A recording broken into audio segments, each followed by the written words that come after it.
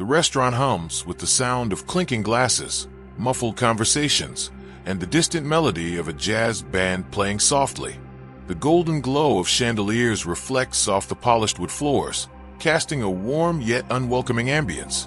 Near the entrance, a man steps inside, pausing for a moment as his eyes scan the room. The chatter does not stop, but there is a shift in the air, a subtle, nearly imperceptible tension. The host at the podium stiffens, exchanging glances with a nearby waiter. The man takes a slow step forward. He is well dressed, his suit tailored perfectly, exuding an air of quiet confidence. And yet, something about him unsettles the room. At the far end of the restaurant, near the bar, a manager notices the disturbance and gestures discreetly to a waitress. She hesitates before approaching, shoulders tense, trying to mask the nervous energy radiating from her. "Sir, I am sorry, but we are fully booked tonight," she says, forcing a smile that does not quite reach her eyes. The man does not respond immediately. Instead, he glances past her, eyes trailing over the elegant booths and half-empty tables. The lie is obvious, but he does not call it out. "Not yet. I see," he finally says, his voice measured, unreadable. He exhales softly, as if this is not the first time he has heard those words.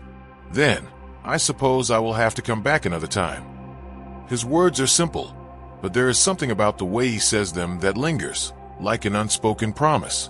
As he turns to leave, a few guests glance in his direction, some with curiosity, others with quiet approval of the waitress's rejection. No one realizes that the next time this man walks through the doors, the entire restaurant will belong to him. Back at the manager's office, the waitress enters, still visibly unsettled. The manager leans against his desk, arms crossed, watching her carefully. "Problem?" he asks. She hesitates before answering. "A man came in. She pauses, searching for the right words. He just felt different, like he belonged here, but at the same time, he knew he was not welcome." The manager scoffs. "That's so." She nods.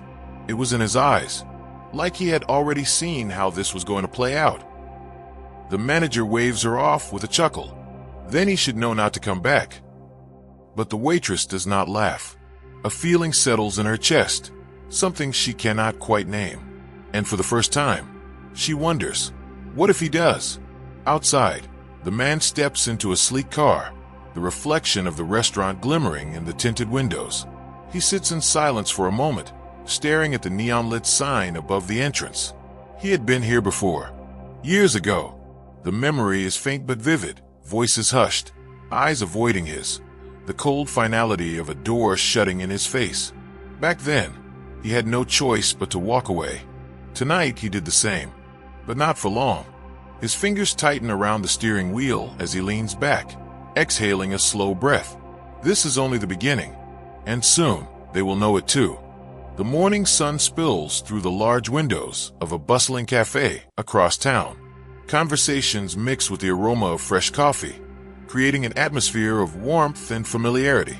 At a corner table, a newspaper rustles as it is folded neatly, revealing the same man from the night before. He sips his coffee, his expression calm but eyes sharp, scanning the headlines. Among the usual business reports and political disputes, an article catches his attention. One about the restaurant, a feature on its long-standing reputation, its exclusive clientele, its selective service. He sets the newspaper down. Selective. He knows what that really means. This city has always had an invisible line. Who gets welcomed? Who gets turned away? It has been that way for as long as he can remember. But soon, that is going to change. The man steps out of the cafe, the sound of heels clicking against pavement following close behind. A voice calls his name, stopping him in his tracks. A woman, sharp-dressed, carrying an air of authority, approaches. There is familiarity in the way they exchange glances. "You read the article," she states rather than asks. He nods. "You are really doing this, then?" Another nod. She sighs, crossing her arms. "You know they will fight you on this. That place is a symbol of power to them. You take it, and you are not just buying a restaurant. You are challenging everything they stand for." He holds her gaze, unwavering. "Then let them fight." There's a pause. Then a small, knowing smile tugs at the corner of her lips. Well, in that case, I hope you are ready. He is. He has been for years. Later that day, the man walks through an old neighborhood, one that holds more memories than he cares to admit. The streets are lined with the echoes of his past, his first job, his first rejection, the first time he learned that some doors were never meant to open for him. He stops in front of a boarded-up building. Faded lettering above the entrance reveals what it once was, a small family-owned diner, now long abandoned. He runs a hand over the peeling paint. This was where it all started. Years ago, a younger version of himself stood behind this counter, learning the ropes, dreaming of something bigger. He had watched customers come and go, had watched men in suits discuss million-dollar deals over coffee, and he had always known, one day, he would be one of them. Not just a worker, not just another face in the crowd, a name, a force, an owner. That evening, the same restaurant that turned him away is alive with movement. Servers weave through tables, laughter and conversation fill the space. Glasses clink in toasts. In the manager's office, the atmosphere is different. The usual ease is gone, replaced by a tension that grips the room like an unshakable force. A document sits on the desk, an offer, a number that is impossible to ignore. The manager's hands grip the paper tightly, eyes scanning the name at the bottom. His name. The waitress from the night before lingers near the doorway, watching the manager's reaction carefully. She already knows what it says. She already knows who it is from. And for the first time, she wonders what will happen if he succeeds. Inside the restaurant, the usual harmony of the evening is tainted by an underlying unease. The staff senses it, the customers pick up on it, and at the center of it all sits the manager, gripping a whiskey glass a little too tightly. Word is spread fast. An offer has been made. Not just any offer, a serious one. One that could change everything. The waitress hovers near the bar, pretending to wipe down glasses as she listens to the hushed conversations between staff. He wants to buy it, a server whispers, eyes darting toward the office door. Why here? Why now? Another asks. The bartender lets out a low whistle, maybe because of what happened the other night. The weight of that night still lingers, the quiet rejection, the unspoken rule that was followed without hesitation. But now, that moment has turned into something else, a challenge, and it is only just beginning. Across town, inside a high-rise office, the man sits at a polished desk, reviewing documents with a quiet intensity. He is not just making an offer, he is making a statement. A knock at the door breaks his focus. The woman from before enters, placing a folder in front of him. Bad news, she says. He raises an eyebrow. They are stalling, refusing to sell, claiming the property is historically significant. She scoffs, which is laughable, considering they were planning on renovations just last month. He leans back in his chair, unbothered, expected. She tilts her head. You are not worried? A small smirk tugs at his lips. If they are stalling, it means they are scared. She nods, watching him carefully. So what is next? He closes the folder, meeting her gaze. We make it harder for them to say no. Back at the restaurant, the manager is pacing. The phone call he just received has only confirmed his worst fears. This is real. The offer is legitimate. The man behind it is not backing down. And now, the pressure is mounting. He turns to a small group of investors seated in the private lounge. We cannot let this happen, he says firmly. One of them, a heavy-set man with sharp eyes, leans forward. He has got money. More than we expected. Another scoffs. Money does not buy history. We have been here for decades. We will find a way to push him out. The manager nods. Then we push back. The decision is made. They will fight to keep what they believe is theirs. The next morning, the restaurant releases an announcement, not for sale. The statement is clear, the message even clearer. They are shutting the door before negotiations can even begin. But it does not go unnoticed.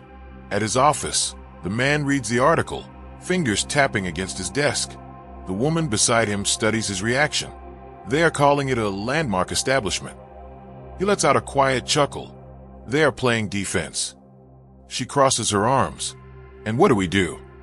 He folds the newspaper, standing up. We go on offense. A week passes, and tensions rise. Rumors swirl.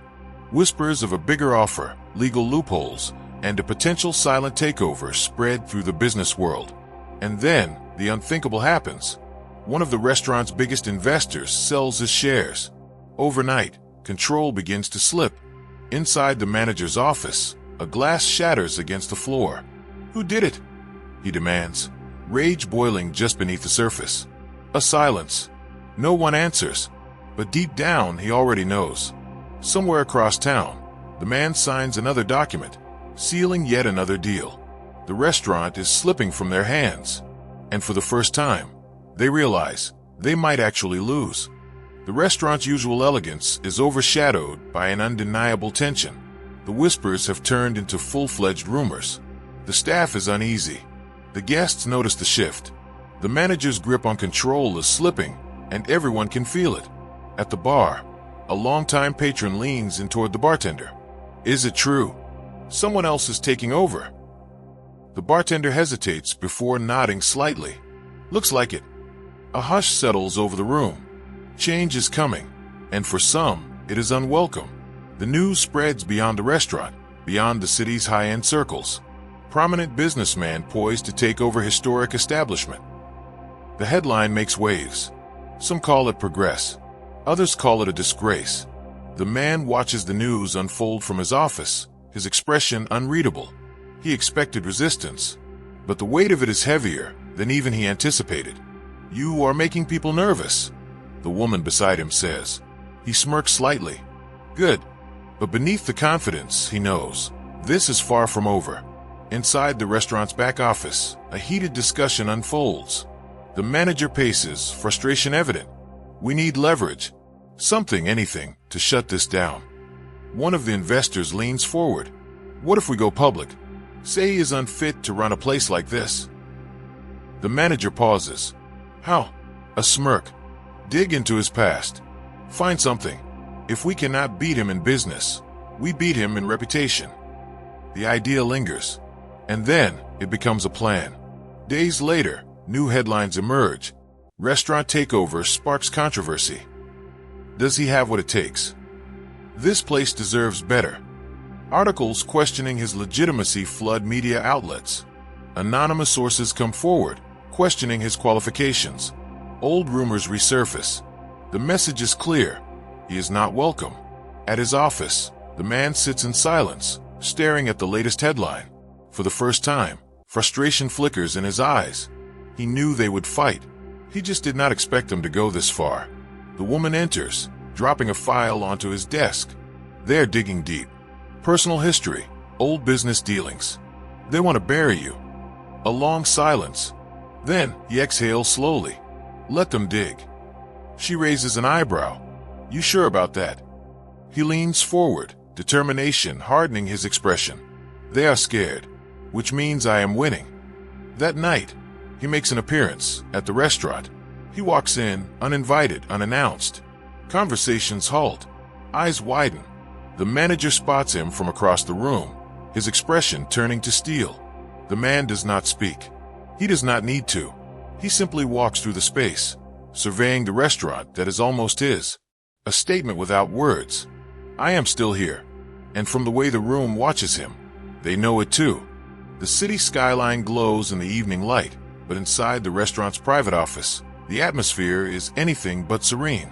The manager sits at his desk, staring down at a legal document, the final offer. The number is staggering. Across from him, the man sits, composed as ever. "This is your last chance," the man says, voice steady. The manager scoffs, leaning back. "You think money buys everything, do you?" A pause. A small smile. "No," the man replies. "But power does." The room is silent. The manager exhales, gripping the armrests of his chair. "You do not belong here." The man's expression remains unchanged. "Neither did you when you first started. But you were given a chance." A beat of silence. The weight of history settles between them. The manager glares at the contract. "You will ruin this place." The man shakes his head. "No, I will make it better." Outside the office, tension builds among the staff. The rumors have reached a fever pitch. The waitress from the first night watches as the kitchen staff whispers. The bartenders exchange uneasy glances. It is happening. Someone mutters. She glances toward the office door, heart pounding. What will happen next? Back in the office, the manager makes his move. He shoves the contract aside. I will not sell. Not to you. The man exhales, shaking his head. Then you leave me no choice. He stands, adjusting his cufflinks. You wanted war, he says, turning toward the door. Now you have one. The manager watches him leave, fists clenched. But deep down he knows he is losing. 2 days later, everything changes. An emergency board meeting is called. The investors are divided, but the numbers are undeniable. Too many shares have shifted hands. Too many pieces have been moved. And in the end, control is no longer in the manager's hands. He storms into his office, slamming the door behind him. On his desk, a letter sits, waiting. Termination notice. It is over. That night, the restaurant is quiet. For the first time in years, the manager is not behind the desk. He is not at the bar. He is gone. And in his place, the man steps inside, walking through the very doors that once rejected him. Only this time, he owns them. The staff watches in silence. The waitress meets his gaze, searching for something, anything, that reveals what he is thinking. But he says nothing. He simply walks forward, toward the office that is now his. And with that, the past finally shifts. This place belongs to him now. The restaurant hums, with an unusual quiet. It is not the silence of failure, nor of loss, but of change. The man sits in the office that once belonged to his adversary. The same leather chair, the same polished desk, the same city lights filtering through the window. But the energy is different. The weight of history lingers in the air, but now it is his to shape. The door creaks open. The waitress steps in, hesitant. You really did it, she says softly. He does not look up from the papers in front of him. Yes. A pause. She shifts her weight, as if debating whether to speak. Finally, she asks, Are you going to change everything? He looks at her then, considering her question. Not everything, he replies. Just enough.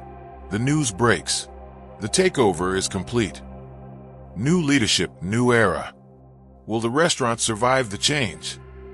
Some celebrate, some criticize, some still do not believe it, but it does not matter, because it is done, and he is not going anywhere.